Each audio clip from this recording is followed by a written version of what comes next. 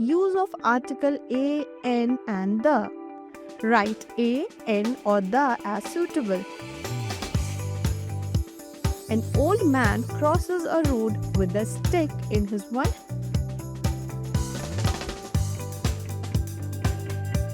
hand and an umbrella in his other hand. Suddenly, a jeep comes and bumps into him. The old man is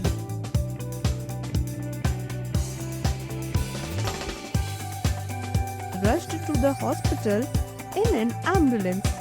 The doctor gives him first aid and advises him to take a glass of milk and an apple every day.